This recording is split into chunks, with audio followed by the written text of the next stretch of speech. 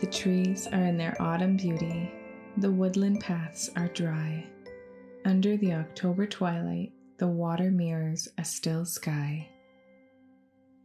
Upon the brimming water, among the stones, are 59 swans.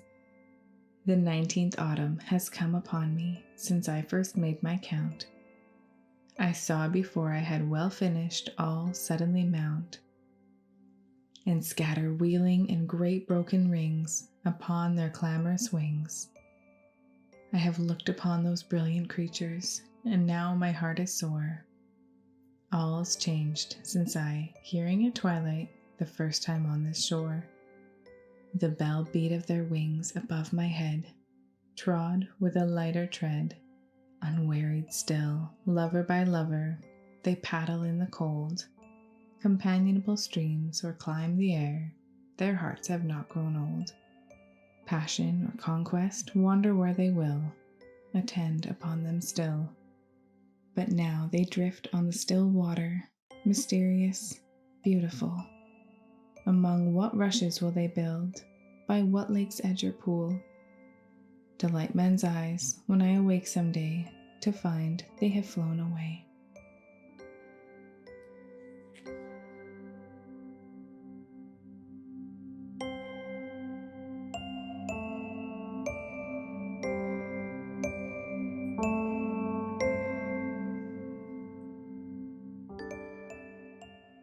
Hi everyone, welcome back to my channel for my next Flosstube video. My name is Diana and I create cross-stitch designs under the name Diana Bloom Designs. I am very excited to get to check in with you this morning, and it is actually morning.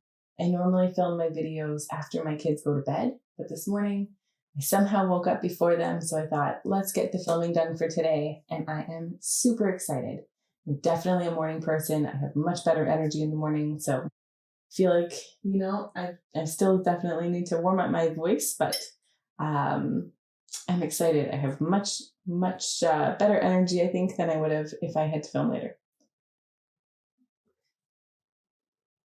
That is my first super hot coffee of the day, which is my favorite coffee every single day.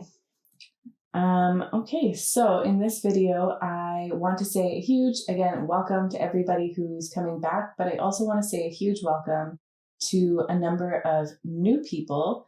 We've had quite an influx of new subscribers since my last video, and I am truly honored and grateful that so many people have decided to come and check out this channel and spend some time here. I want to say a huge thank you as well to Caroline and Carrie from the Evertote Flosstube channel, and to Kim from the Contented Needleworker Kim Flosstube channel. They both gave me incredibly kind shout outs and mentions of my shop and YouTube channel, and spoke kindly on my patterns in their videos, which was an incredibly humbling and gratifying surprise to find. I was shocked. Those are both channels that I watch anyways. So I was just watching them as I always do, and so to suddenly hear my name come up and hear them mention my patterns was wonderful, and I am very, very grateful. And I think that's probably why there's a lot of new people now. So again, thank you to them, and thank you to all of you for taking a chance and clicking over to see if this was a good fit. I want to start off today by launching a new pattern that I've spoken on before. The pattern is called Swan Lace. I'll show it here.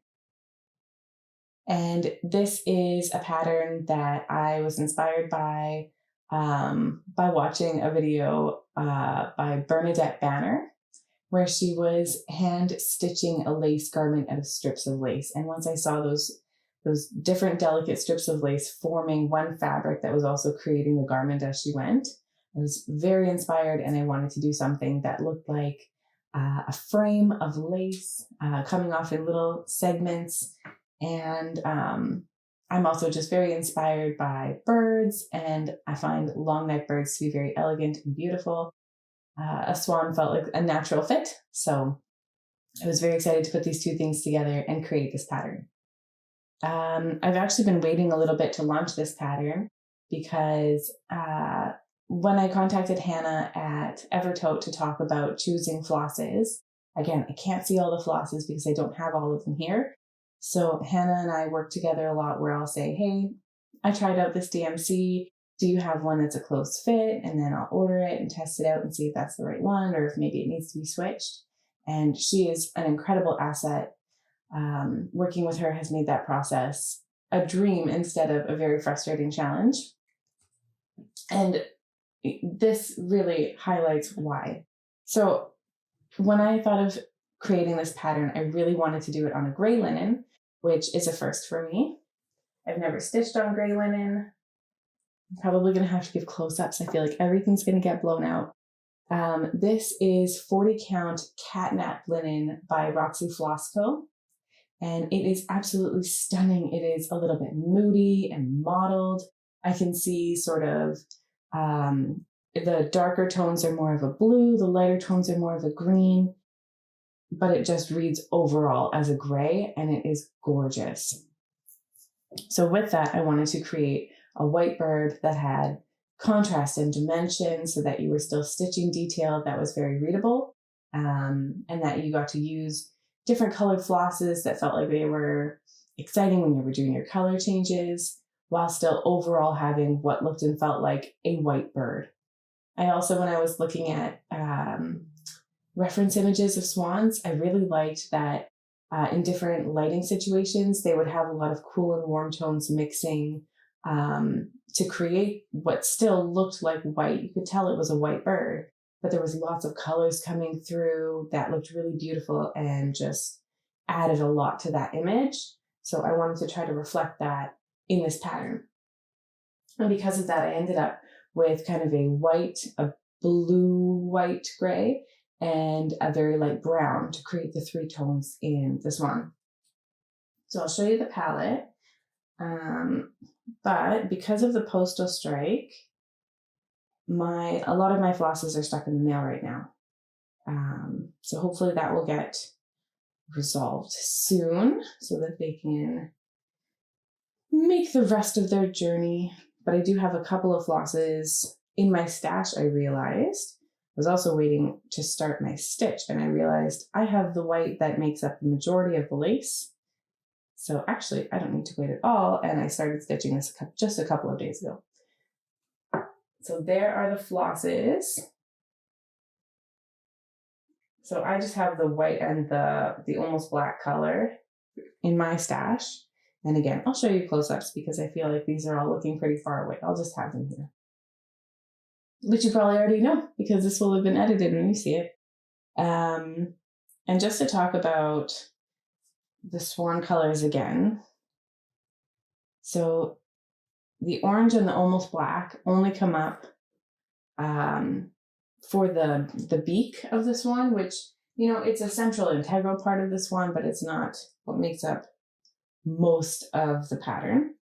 And then when you come over to the rest of the colors, it's these three. They all look like basically whites. There's a warm white, a cool white, and then a true white, which is a little bit warmer. It's not a bright blue white. It's kind of more creamier. And for this mid-tone blue white, this is what makes up the majority of the swan. So in DMC, that's 762. And then when I was working with Hannah, she found this incredibly beautiful color that has the same undertones. And that is really important with this pattern because I tried, it couldn't have been less than 20 whites, going through DMC and looking through all the undertones, thinking if it should be more of a green undertone, if that would be nice with the linen, or more of a purple for contrast against the green, and thinking of all these different things. It was tricky because I wanted it to have that contrast, but also, again, to look like it was realistically a white bird. And so we found that with this sort of light gray blue, sort of a true blue, it doesn't lean purple or green. That was the best option against the white with the brown to create that beautiful overall effect. And so Hannah pulled this floss called Dutiful. And I do have this one in my stash, But when I was looking at it again, 762, it just looked one shade too dark. And so I asked Hannah if she maybe had anything in a similar undertone that was maybe one shade lighter. And she said that she didn't, but she talked to Caroline, who's the owner of Evertote, and Carrie, who's the dyer behind Roxy Floss Co. And they all decided that it would be worthwhile to create a new color that was basically dutiful if it was one shade lighter. So I am just blown away and incredibly grateful. Working with them on creating my patterns has been such a wonderful experience.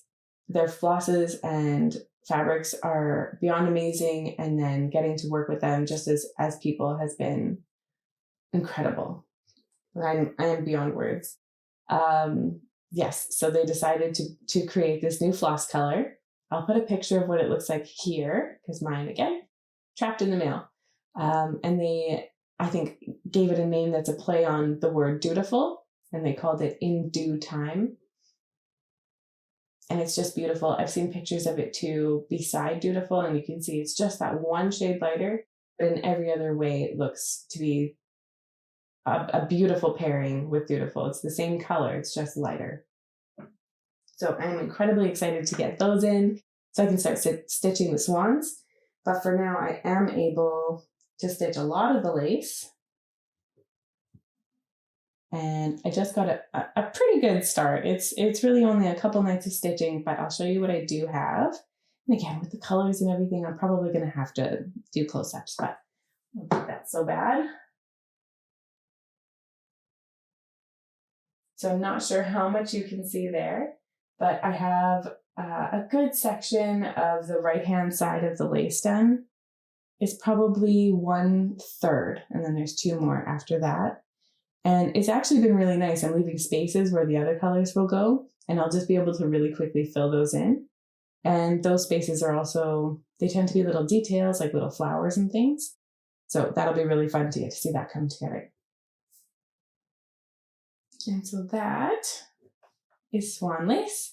I hope that you really enjoy the pattern and are excited about it. I know that I am.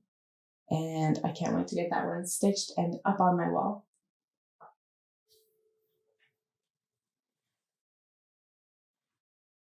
Next, I wanted to give you an update on my model stitch for my recent release called First Frost. I'll show you the digital image here. And so in my last video, I released First Frost and I showed you the materials for it, but I have done a lot of stitching on this since then. It's actually the only other stitching I've done since that video was created, I think almost a month ago. It's probably 3 weeks ago now, and this is, I think, the only thing I've stitched minus the 2 days where I started swan lace. So I've gotten a good amount done. I have been loving stitching this little bird. So I'm stitching this on 40 count Panettone from Roxy Floss Co. with all of the called for Roxy Floss Co. colors. And it's been so wonderful getting to see all of the different colors come together to do the shading and everything in this little bird. I just recently stitched his little feet, which I'm gonna get up close on that one.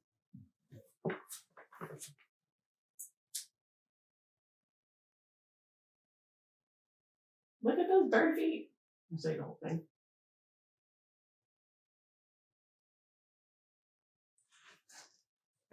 I just love it. So now I'm working on the greenery in the branch, which I'm super excited about because you don't use the green for anything except the branch. So those are 2 of my favorite colors in the floss ring. And I've been really excited to get to the branch so I can see those 2 greens together. And then I'm going to do the snowflakes, which I feel like are going to go fairly quickly because there's not tons of stitches in each one.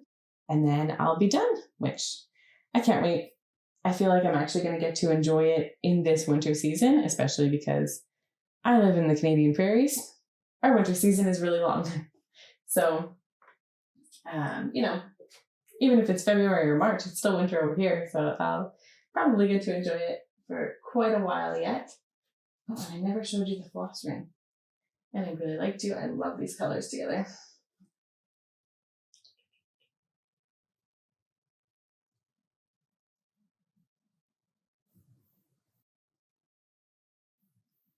So this is missing one bright white and one dark gray, because those are the colors that I stole to work on Swan lace. But overall, these are the colors.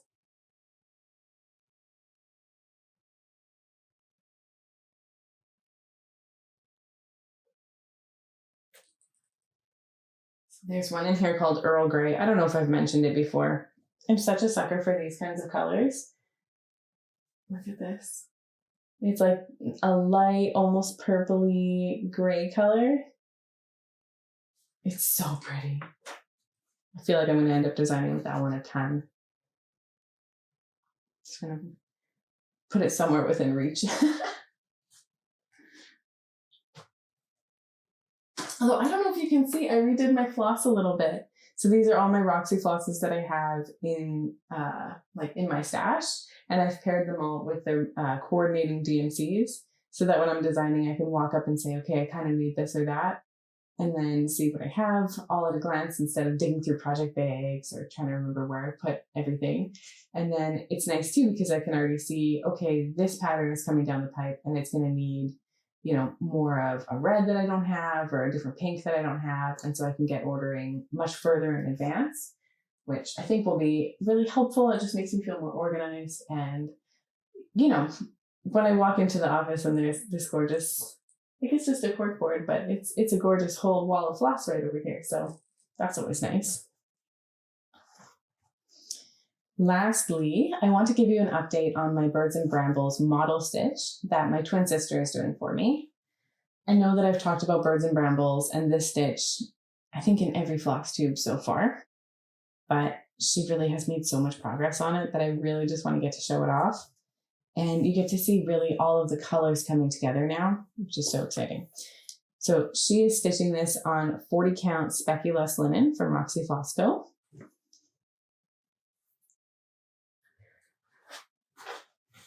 And I don't know if I mentioned, I am so grateful to her for stitching this.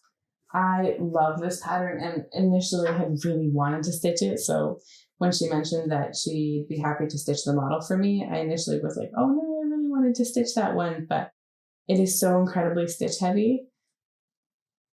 I don't know when I would have ever gotten it done. And I know I've told her this, where I'm just really grateful. It's so amazing to get to see it come together. I can't wait to have the model up on the wall. And it's just so, it's been really amazing to get to see it and to get to sit and stitch with her. Okay, so here's the speculous linen. I'm gonna hold this a little straighter here, okay. And all of the different Roxy Floss Co. colors that are called for in the pattern.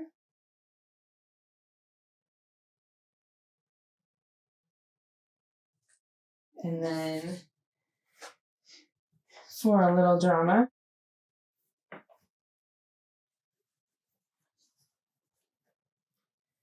this was basically where she was at last time. I'm hoping you can see that properly. So she had the leaves done and she's come down and now she's stitching the birds and they're just turning out so well.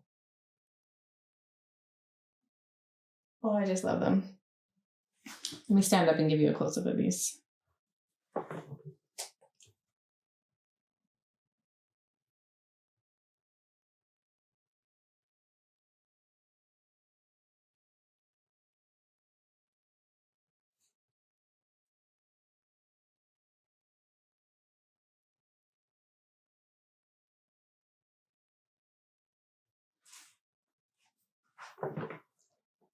Yeah, I just love this pattern. And I think because it's also tied to my sister right now, I'm probably extra happy about it. But getting to see all the blues come together and the birds being formed. I love nuthatches and I see them on my kitchen window all the time. There must be something about that tree there. So I just love it. Super pretty. Ooh, I have one more thing I have to get.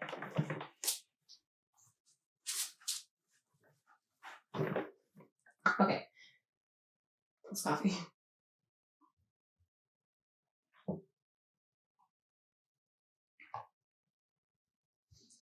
So, like I said, I've been stitching on First Frost pretty much for 3 weeks solid. So that is all of the stitching content that I have for today. But I do have a little bit of crafting content that I'm very excited to share with you.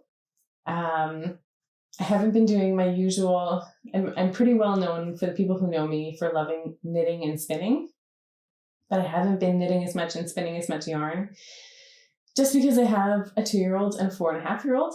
And yeah, when my 2-year-old turned 1, she started leaping onto me, and so I couldn't hold knitting needles. I was trying to knit socks, so I had like DPNs everywhere, and I used steel DPNs. So when she would jump at me, I had to throw my knitting. So I stopped for a while. Cross stitch is much better suited. But about a year ago, I decided that I'd really like a new spinning wheel. I've had an Ashford Kiwi 2 for over 10 years. And I love that wheel, but it is a little small. So I decided I wanted something a little bit bigger, felt a little more powerful. And on Facebook Marketplace, after probably a good couple months of looking, but like only a couple months of looking, I found a 1975 Ashford Traditional for an incredible price. And it was in perfect condition. It didn't need any kind of restoration or anything. So I have been loving using that wheel. And I can only stitch in little kind of stolen minutes. So it's taken me this long to make 150 grams of yarn, which, that used to be, I would comfortably get that done within a month before. And that's not the case now. But because this was a new wheel, I wasn't sure how proficient I would be at spinning. So I grabbed some very deep stash Knit Pick superwash wool that I had at one point naturally dyed. One of them, it's very lightly dyed with, I think, tea probably. And then the other one was dyed kind of a pink with avocado pits, which is a pretty classic move if you're going to do natural dyeing at home. And then I did these were all 50-gram bundles, 150-gram bundle that was just undyed. It was left kind of that bleached white that it comes from Knit Picks with. So I spun those all up. I just wanted to do my regular, you don't really have to think about it yarn.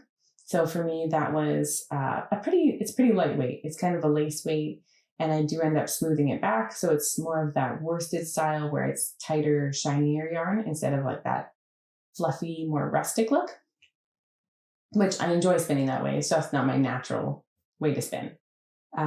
Most of my yarns lately have been more rustic, but because I did 3 colors and I applied them together as a 3-ply, I have this gorgeous 3-ply yarn.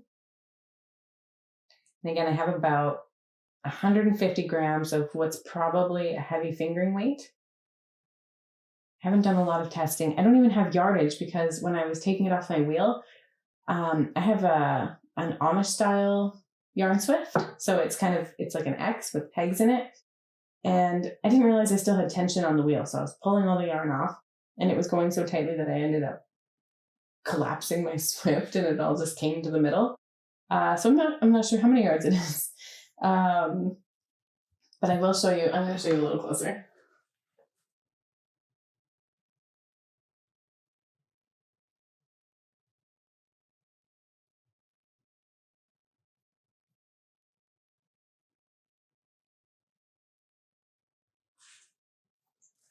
So it has this great barber pulling where it kind of gives you that sock monkey look where there's a lot of shifting, and the colors are sort of, this one's a white stitch and that one's a pink stitch, which I'm really excited about. It's a very kind of mottled look.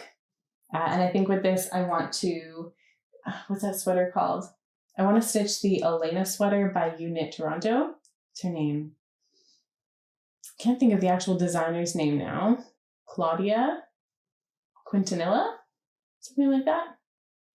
Hopefully I got that right. I'm fairly certain her name's Claudia. I'm just not sure if I got Quintanilla right, but I'll put it on the screen. So she has this beautiful sweater where I'll show you a picture right here. The model that she has is knit up to the yoke on the sleeves and the body in one color, and then she has the lace yoke in another color, which I'm sure it's been done, but I don't know if I've ever seen a pattern color blocked exactly like that.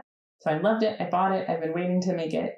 And I think I'm going to use this yarn. And then for the color block yoke, I think I'm just going to hold this mohair with the same yarn. And then, so that'll give it a much darker look and a fuzzier look. They use a lot of mohair in the model as well. I think it's all mohair in the model. So I'm super excited to get to stitch that up. I also won this mohair, like, I think a year or maybe 2 years ago. And again, I haven't been doing a lot of knitting. So I've just been kind of saving it for the right project and for something where I can use it sort of meaningfully, even though it's only one skein. Because I don't buy a lot of, like, it's from the Lambing Kid. You know, I don't do a ton of fancy yarn buying. So I think that that'll be awesome, getting to do that in the yoke of this sweater, and something that's going to be kept for a long time and worn on slightly nicer occasions. If you're wondering how I'm going to get a full sweater out of 150 grams, I'm not. I have another bundle of each of the colors, so I'm going to spin up a second amount. I think I've got, this is the avocado color. I'm looking at that. I don't think that's avocado. I think this is done in spruce cones. I think this is the spruce cone color. So this is also the spruce cone color. And I've got that one done up. And then so I have to do the two different whites. There's kind of the off-white and the bright white. And then I'll be able to apply it up and cast on. So super excited. I went on about that for just as long as I humanly could, because goodness, I love yarn. Yeah. And so I guess after that, it's just a life update, which I can tell you, we just had my younger daughter's 2nd birthday, which feels like a pretty big milestone for us. I think 2 is our number. So that means that our youngest child is now 2. We're out of the baby phase. We're into sort of kid life, where my 4.5-year-old and my 2-year-old are playing together. During the day, they're saying, hey, what if we played this board game? Pull it out. My older daughter sets it up and they're playing it together. Sorry for the weird cut. My card ran out of battery. Yes, talking too long this morning, I think. But yes, my kids are getting to a point where, my younger one can say, hey, let's play a board game. And the older one runs up and sets it up and they play together. So it feels like such a different season of life. One where I can hope to knit a sweater and hope to ever stitch a whole model, things like that. And it's fun. We just got our first snow that was here to stay, which feels late for where we are in Canada. And it has been really exciting. It felt like we really got to have fall, and now we are getting winter all in one go, instead of that, you get a little bit of snow and it melts, and a little and it melts, and it makes the roads really weird. We just got one snow. It's here to stay, and the kids love it. We're outside actually more now than we were in the fall, because in the fall it was cold and less interesting. The park was wet. There was not as much that they wanted to do, but now I can pull them in a little sled or in a wagon, and they love it. So that's been really nice. And now that we have the birthday party out of the way, I'm starting to decorate for Christmas, which is really exciting. They're excited to get lights on the tree. I just did the tree last night, where I fluffed up all the branches, and my 2-year-old looked at me and she was like, can't put it there, Mama. I can't see. I can't watch it. I'm like, what are you talking? Oh, it's blocking the TV. Okay. I can't block Peppa Pig for, a month. So, all right. Shimmied over to the other side of the room. It ended up that I liked it better there anyways, because where it is now, you can see it every time you kind of go upstairs or downstairs. You can kind of see it from a lot of different places. And she was like, yeah, I like that. It needs lights though. I'm like, yeah, I'm getting to the lights. Like, she's just so, it's funny. She's very good at talking for her size. She's even a little bit small for her age. So her very articulate self and her very tiny bodies, it can be funny, and it can also be just incredible to see. Is there anything else going on? A couple new designs I'm excited to share with you, but won't go into those today. Yeah, I think it's mostly just work and playing in the snow, and that's pretty much perfect.